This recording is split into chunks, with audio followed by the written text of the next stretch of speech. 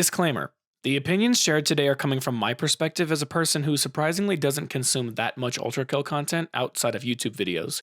I know that literally every game community has its good and its bad apples. People who are coming into actually me in the comments and then leave, don't waste your breath.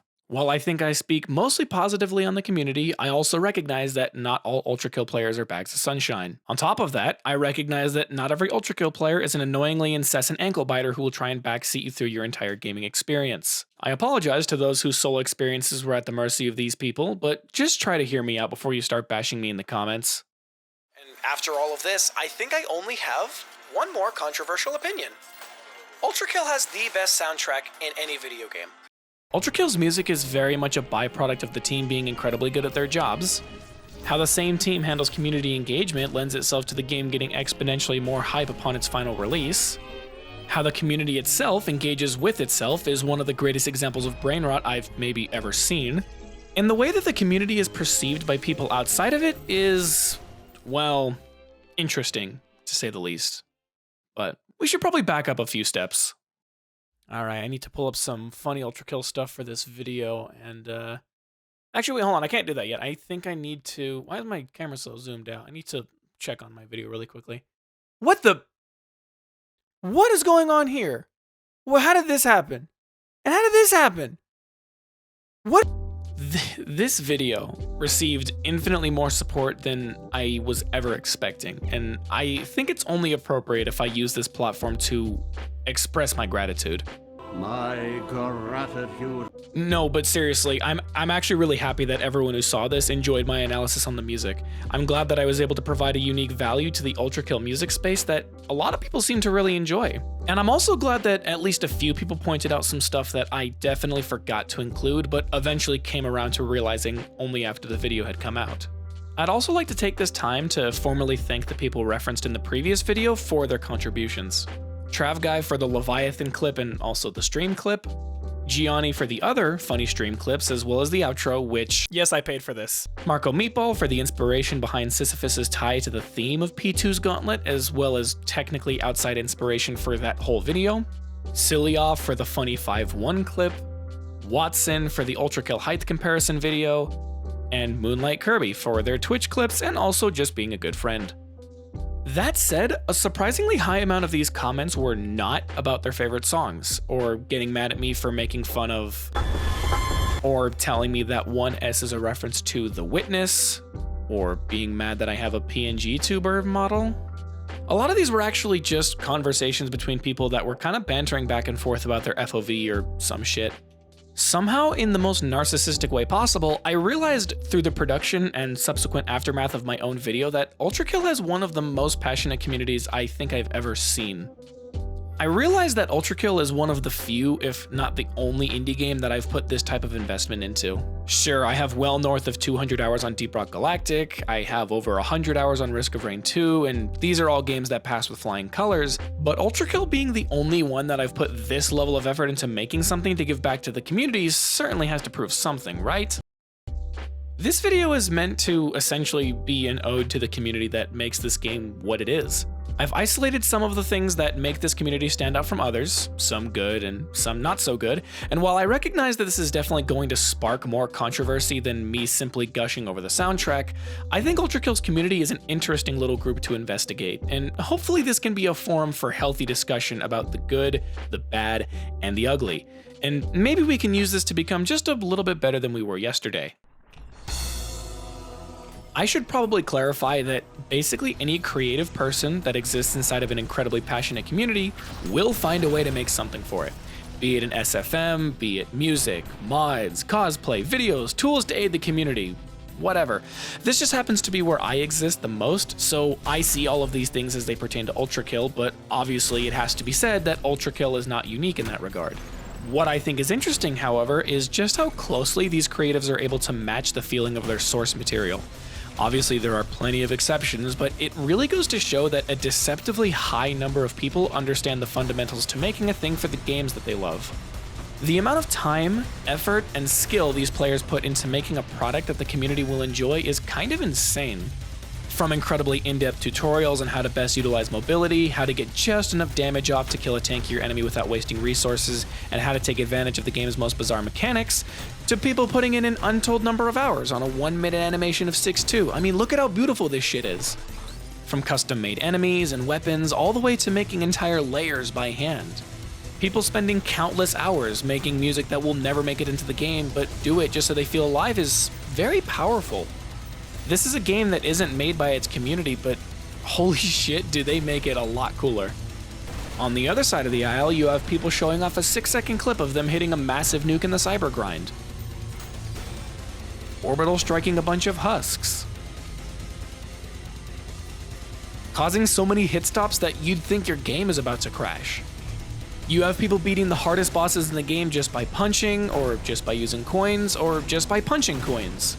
People only parrying bosses, beating the entire game in crash mode, and speedruns. Speedruns.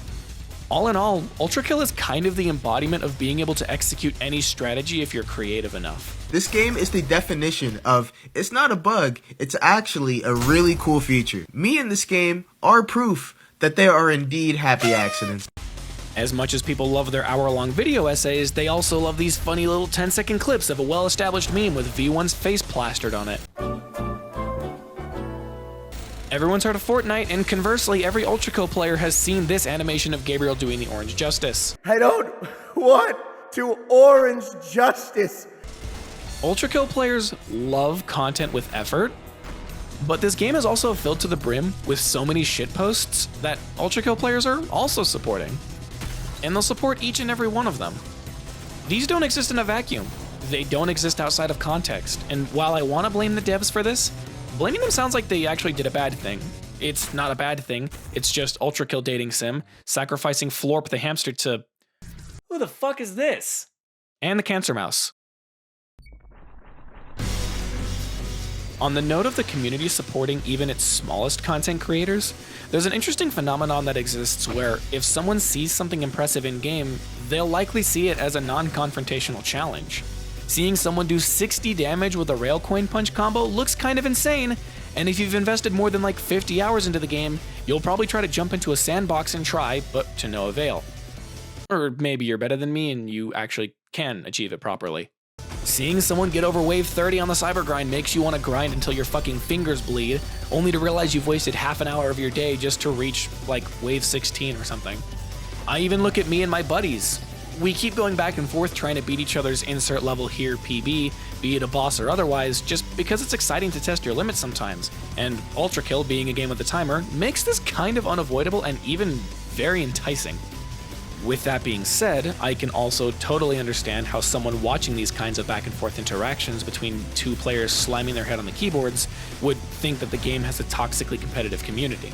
Sometimes it happens, you know? I mean, you have person A seeing person B achieve something that person B considers an accomplishment for them, only for person A to absolutely ruin their day by downplaying their record and exclaiming something along the lines of, I actually got a 9-second Gabriel record, so your completely unrelated 4-1 PB is irrelevant. Like, okay, we get it. You're a speedrunner, and that's your entire personality. Calm the fuck down. I think this might be one of the things I can most freely talk on because I kind of tend to outwardly project my own insecurities because I think I am indicative of the problem that I actually speak on. But that isn't the point. The point is that most of the time, in any tightly knit community, most of these people are here to support you in your endeavors. Sure, it may be a little soul-crushing to spend hours trying to speedrun Leviathan, only for someone to come in, spend 15 minutes using the strategy that you showed them, and one-up your time. Still not the record I'm looking for.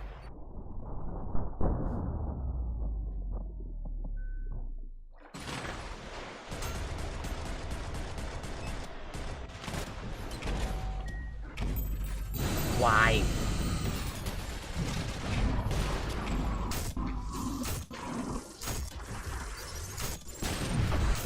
Alright, 17.461. I think that's the best I'm gonna hit. Goodbye, Leviathan.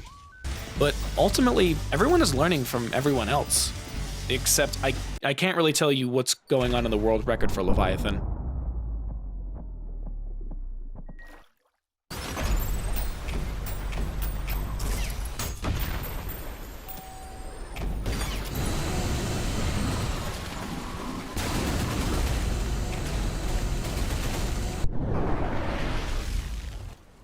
You know, actually, I think I can tell you what's going on here.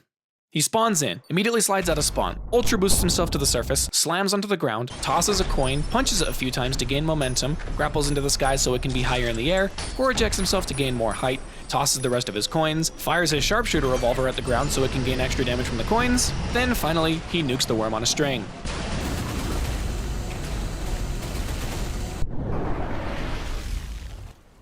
I'm gonna level with you here. I learned this run just so that I could use this as a segue into the next point, but now that I'm interjecting and breaking the fourth wall, the segue is kind of ruined. But anyways, this whole run was to illustrate that Ultrakill has some absolutely insane tech that, when combined in quick succession, can allow you to take out an entire boss in roughly 10 seconds, and the players would rightfully want to show the world what this game has to offer. The game does this really well, the majority of players do this really well. The problem is that the ones who don't really overshadow all of those with good intentions. Okay.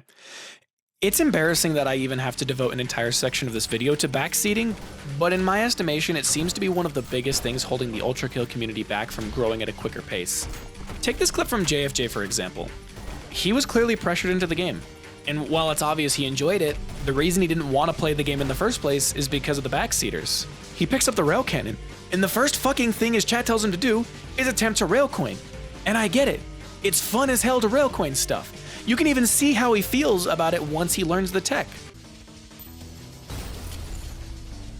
I got a bad feeling about that.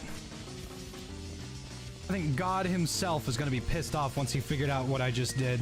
But for God's sake, let the man figure that out on his own. Or at least give him like, I don't know, 10 minutes before you immediately start shoving all the tech down his throat.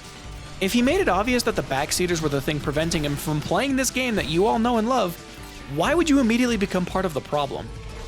I really don't want to paint this picture of the community in a dishonest way, but from my perspective, it kind of feels like a surprising majority of people who know about the game but don't play it probably do so because the average Ultrakill player who does this kind of thing is acting like one of those overly energetic children running around at a golden corral or something, and the person in question is just trying to enjoy their night before said child rams their skull into the corner of their table. It is the epitome of having so much energy for this game that you can't physically hold it in and you just need to release it, but you don't have a healthy way to release it, and so you end up overwhelming the person that you're talking to.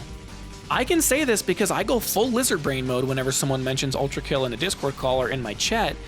The difference is that I tend to express how I feel about the game, and then I leave it at that. Then if they bring it up again, the story's a little bit different. The last thing I have to say about backseating before moving on to a more productive conversation is actually not my own original thought. It's a comment that I found on JFJ's aforementioned video. Wanting to play a game completely new and fresh is enjoyable, even if you miss out some content, lore, gameplay, secrets, etc., and having someone in the background telling you how to play just isn't right. Usually, as funny as it sounds, those are actually the people who didn't know the secrets to the game when they first played it, and most likely didn't have anyone backseating for them. Yet they found out later from playing it again, the extra content, and probably regret or feel sad, or something, not being able to experience it for the first time when you play it. That's just some achievement hunter mentality or something. I lied. Within the last couple of days, Hakita also retweeted something about stopping the backseating, telling people that they can kind of just put this wherever they want to tell people to fuck off. And so, because I'm like literally 10 seconds away from finishing this, I'm putting it in here to tell people to fuck off. This video is sponsored by myself. I recently made a song called Blood and Steel, which was basically my first legitimate attempt at trying to make Ultrakill breakcore type something or others. I made one song in the past called Perpetual Motion, but I think Blood and Steel kind of fits more with the vibe that I was specifically looking for, and so now I'm interjecting it into here, and I'm making it your problem. So take some snippets of this before we move on to something.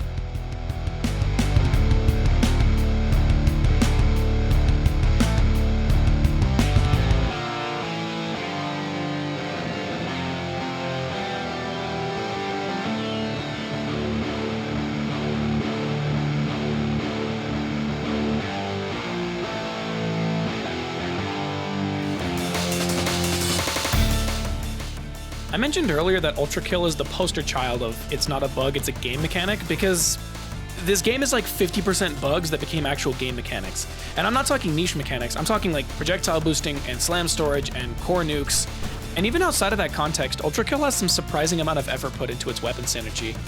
Where Doom Eternal has like 15 weapons in it or something, Ultrakill has 5, maybe 7 if you want to include how vastly different the 3 rail cannons behave. But we'll say 5 because most people are primarily using the electric rail cannon. 5 weapons, with each one of those weapons probably having at least one interaction with each other weapon in your arsenal. Shooting your core ejects, shooting your freaking shotgun pellets, attracting rockets to magnet points, firing rail cannon shots through people multiple times using coins, the list goes on and on. With the list getting even longer once you incorporate the other rail cannons into the equation, the other alternate weapon variants, the 2 melees you have, some grappling finds its way into the mix, and with so many micro mechanics, you bet your ass that someone is going to accidentally stumble upon some tech and rush to the internet to see if someone else has already discovered said tech. The other half of the skill in pulling off these combos is doing them while you're in the middle of moving and trying not to get blasted by the other 12 entities in the room with you. Ultrakill players are obsessed with finding new ways to play the game, new ways to obliterate as many fodder husks as possible with only 2 button presses, and new ways to obliterate the game's tankiest enemies. While I already mentioned content creators making entire videos on all of those things, sometimes it's not about efficiency, and as a matter of fact, it's actually quite the opposite a lot of the time. As much as efficiency matters, the second most important thing is looking cool as fuck while you do it.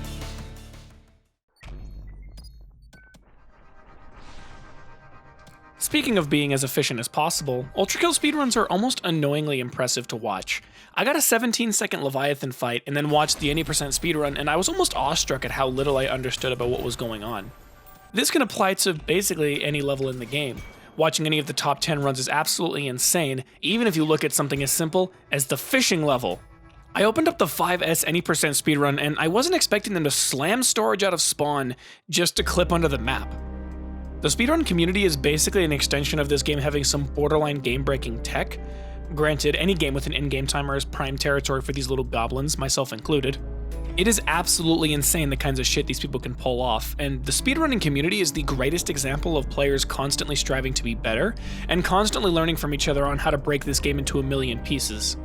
If you think I'm exaggerating, then explain to me why there's a 1-hour-long video essay about the history of speedrunning one singular level.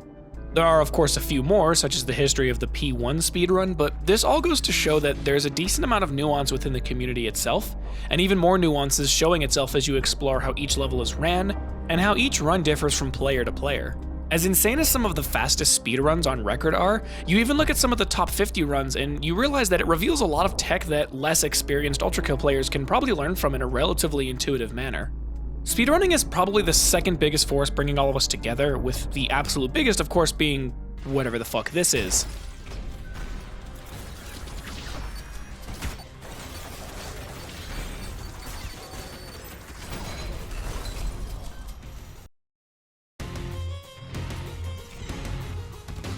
A phenomenon that I'm noticing more and more as I grasp for straws for community-based things to talk about is the intermingling between all of Ultrakill's sub-communities.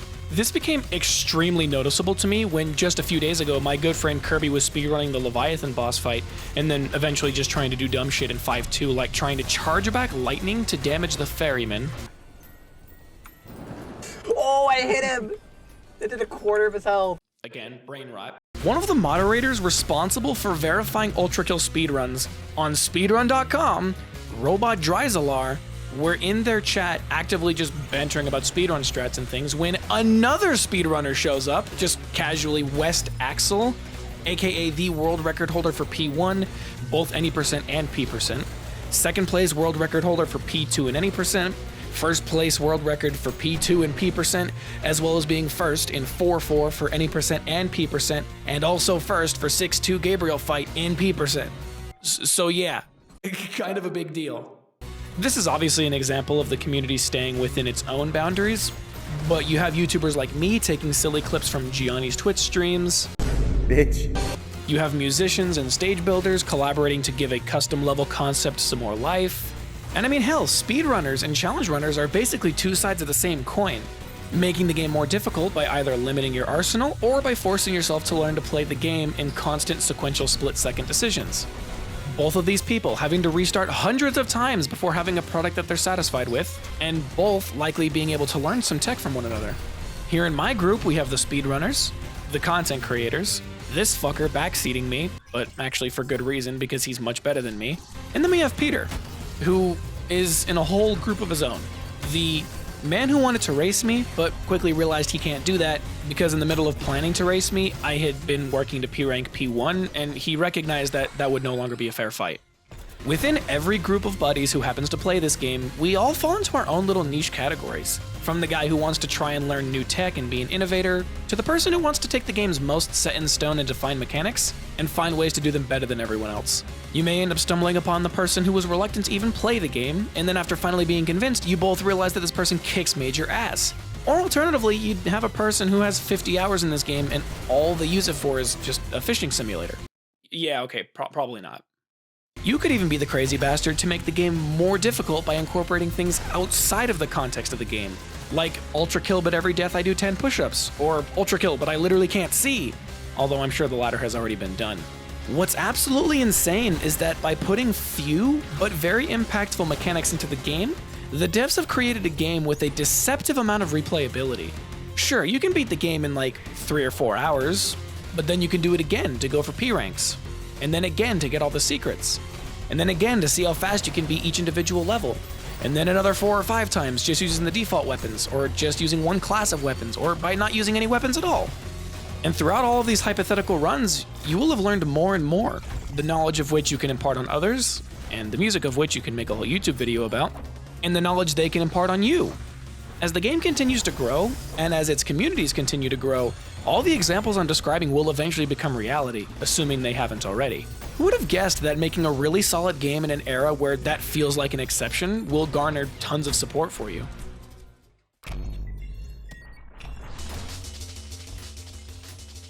You know, there are a few things that the devs are responsible for in this game, namely, making it. But secondly, the amount of communication between the dev team and the general community is actually kind of outstanding. Granted, I understand that that's the nature of indie games that are relatively popular, but like, we've been getting semi-regular videos from Hakita documenting very specific things they want to show off and tease to the community.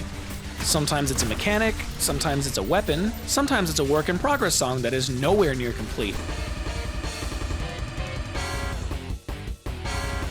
Sometimes it's an eerie-ass trailer of these, I think war giraffes is what people are calling them. Sometimes it's a tree. And sometimes it's whatever the fuck these are.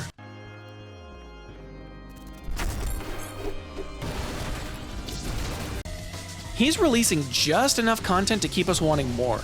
And in the meantime, he's also doing very chaotic work, like exclaiming the current living state of V2, dead, and also confirming that Watson's original video on Ultrakill character heights isn't accurate because there are no canon heights in the game. What? The only issue was, my conversion rates to centimeters was pretty bad. Why are you looking at me like that? All of this dev interaction is sure to imply some level of community involvement with the development process, right? I mean, yeah, sure, probably at least a little bit, but Hakita even went on record once saying something along the lines of, yeah, I listen to community feedback, but not everyone has good ideas on how to make a game. I listen to you guys, but I'm not always going to make the changes. I can't seem to find where the actual interaction happened, but I'm sure some of y'all know what I'm actually talking about, and I respect the hell out of the transparency here.